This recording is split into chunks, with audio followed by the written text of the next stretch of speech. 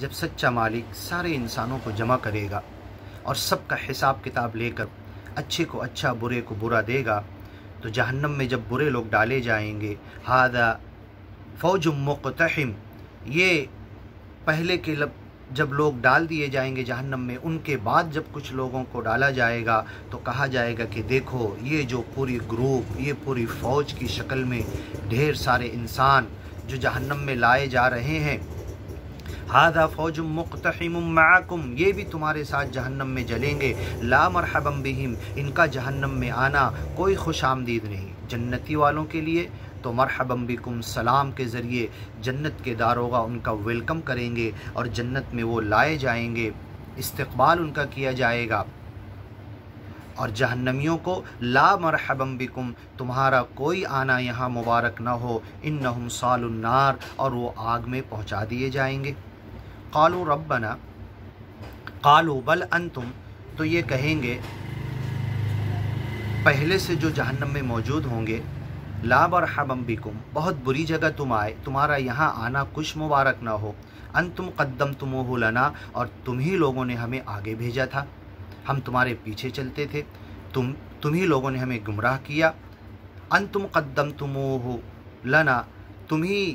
ہمیں دنیا میں ایسے گمراہ کیے۔ دینی اور دنیاوی رہنماؤں کے تعلق سے قرآن میں کئی جگہ آیا ہے، سورہ احزاب کے اندر ہے، انا اطعنا سادتنا وکبراءنا، ہم نے اپنے دینی اور دنیاوی بڑوں کے پیچھے چلے اور وہ ہمیں گمراہ کر کے آج یہاں جہنم تک پہنچا دیے۔ قدمتموہ لنا، تم نے ہمیں آگے بھیج دیا، فبئس القرار، تمہارا بھی برا ٹھکانہ، ہمارا بھی برا ٹھکانہ،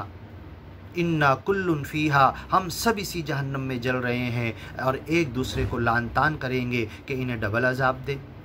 تو مالک کہے گا لکل ضعف، تم دونوں کو ڈبل ملے گا، اگر انہوں نے تمہیں گمراہ کیا اور تم ان کی وجہ سے گمراہ ہو کر جہنم میں آئے تو انہوں نے بھی اپنی اولاد، آل اولاد، بچے، خاندان، گھر والے، ان کو گمراہ کیا، ان کے پیچھے یہ چل، ان کی اولاد آئے گی، ہر ایک کو اس کے کیے کا اور کسی کو گمراہ کرنے کا ڈبل عذاب تم کو دیا جائے گا۔ قالوا ربنا من قدم لنا هذا، پھر یہ کہیں گے اے ہمارے رب جس نے ہمیں اس جہنم میں آگے بھیج دیا، فزدہ عذابا ضعفا فی النار، اسے اس آگ کا ڈبل عذاب دے۔ اس کا جواب کئی جگہ قرآن میں، قال لکل ضعف، تم کو ہر ایک کو ڈبل ملے گا، کسی کو عذاب کم ہونے والا نہیں۔ وقالوا ما لنا لا نرى رجالا، اب یہ جہنم میں پہنچ جانے والے یہ کہیں گے کہ کیا ہو گیا، آج وہ لوگ